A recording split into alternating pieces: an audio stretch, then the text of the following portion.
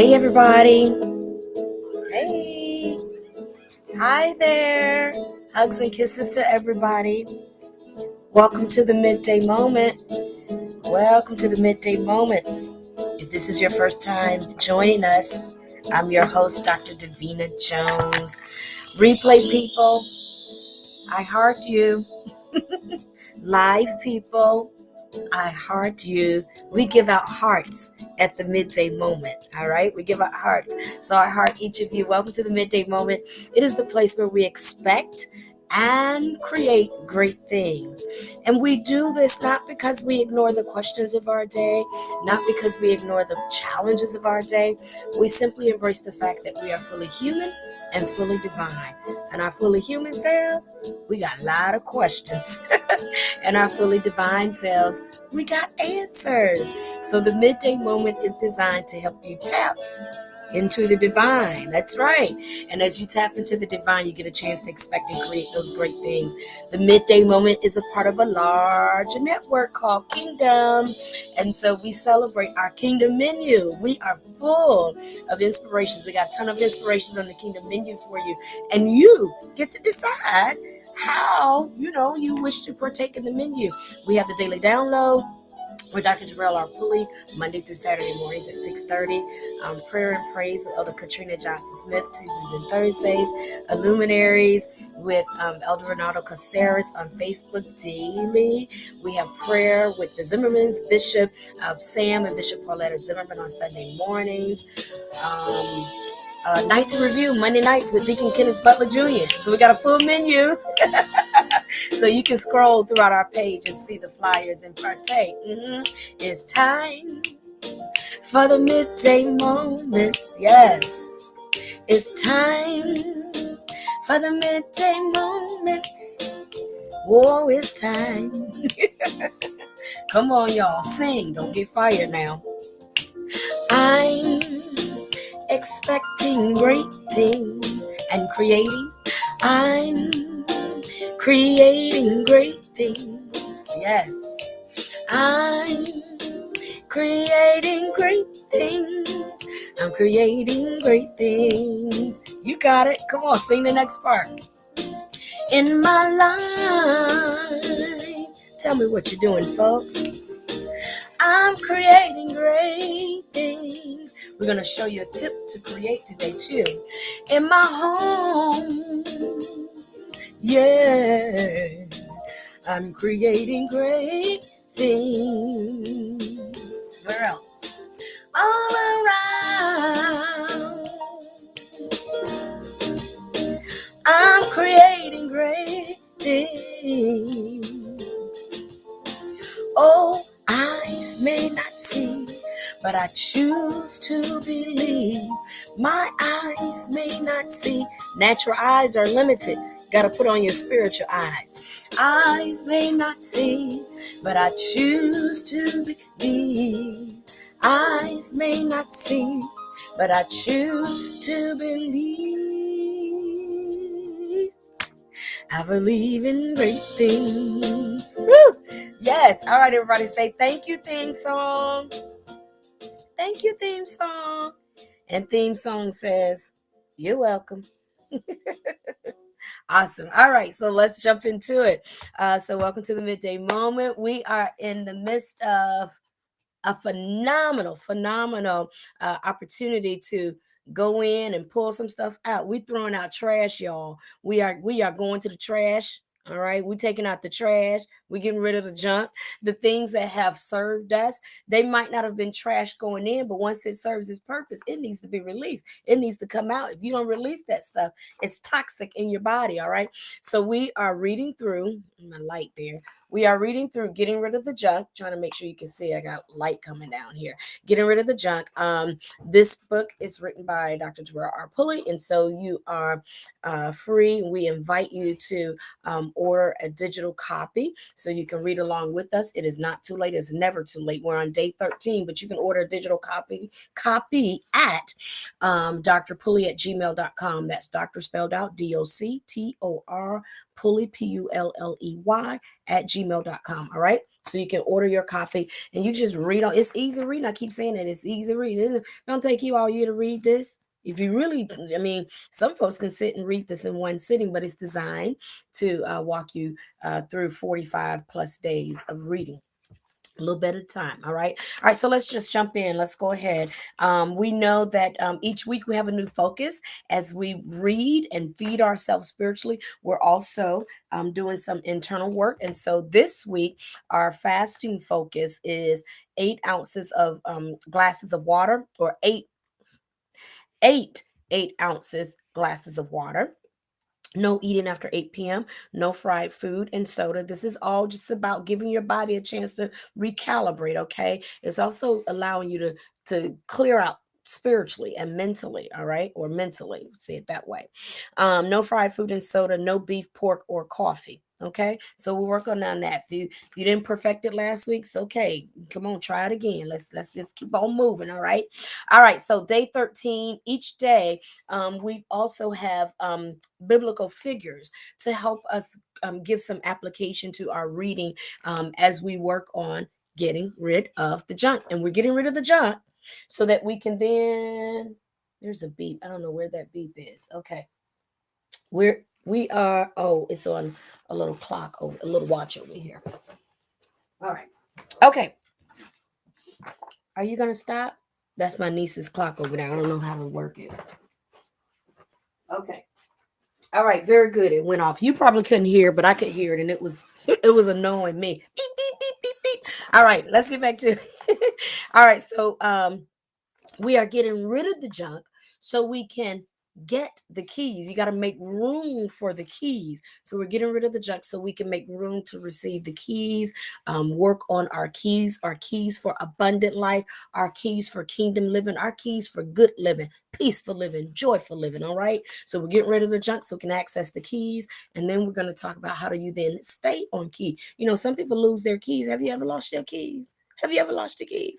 I keep my keys on a big lanyard because it helps me to always identify them. All right. So we're going to that's the whole map for this year. Get rid of the junk, access our keys, and then stay on key.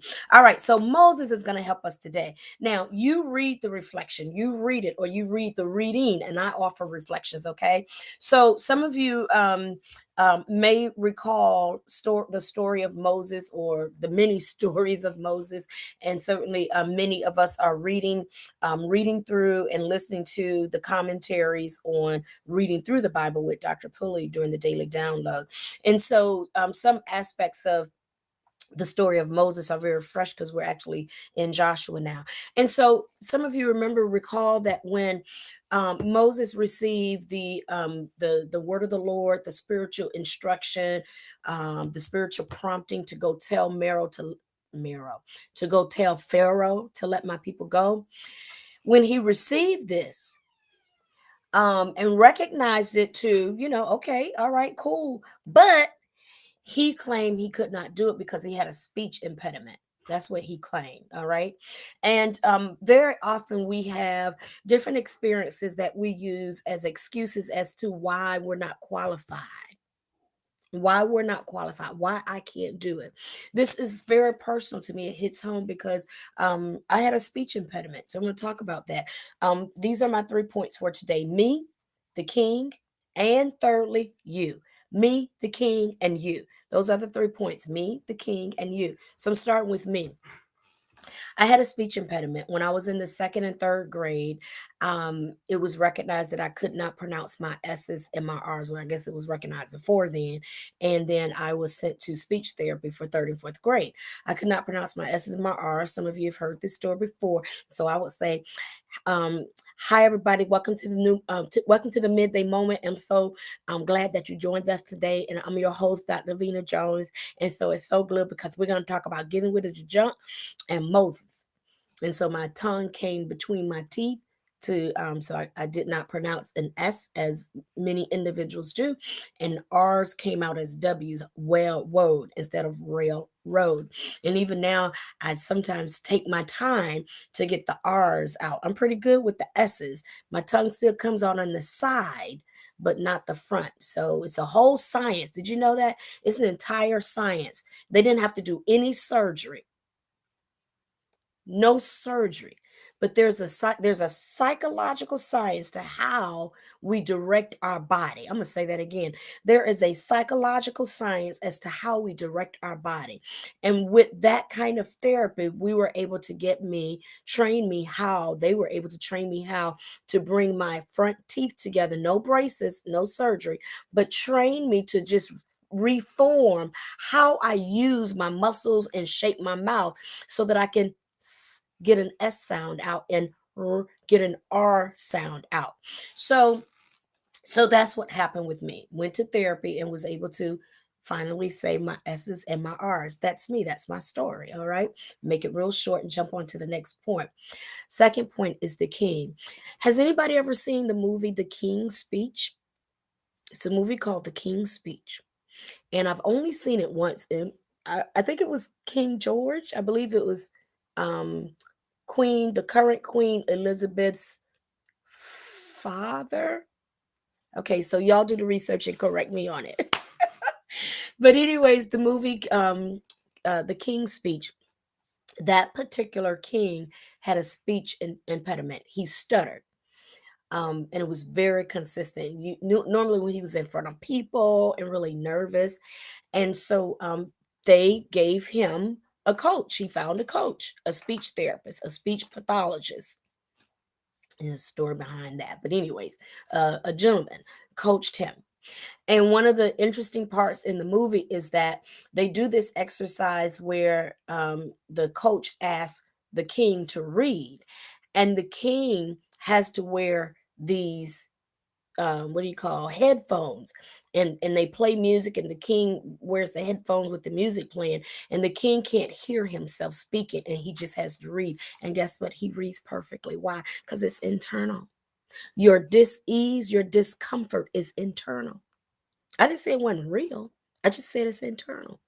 Oh, the stuttering was real. My S's and my R's was real. My well word was real. But the realness is internal. The dis-ease, the discomfort is internal. And that's what Moses was wrestling with. There are things that you've been called to do, and what you're experiencing is real. If you can accept the fact that that real experience is internal, it is an internal dis-ease, then you can internally heal it. And that's what we saw with the king's speech, that when he was not even focused on it, because it was internal, psychological, he read perfectly with no stuttering. Point number 3, you. Moses did not arrive at this place in consciousness. And so Aaron, his brother, became the spokesperson. You get to decide who speaks for you, you or Aaron. You get to decide who speaks for me. Do you speak for you, or does Aaron speak for you? And we're not condemning you for it, because at the end of the day, the people were still set free. They still went across the Red Sea. Of course, we learned that Moses did not journey into the promised land with them. You get to decide all of that. And so I'm encouraging you today that what you are experiencing as discomfort and dis-ease, it is internal. And you have an opportunity. That's my mom over there making all that noise, y'all. She loves me. She's just doing something special. But you have the opportunity to heal it from within. It's up to you.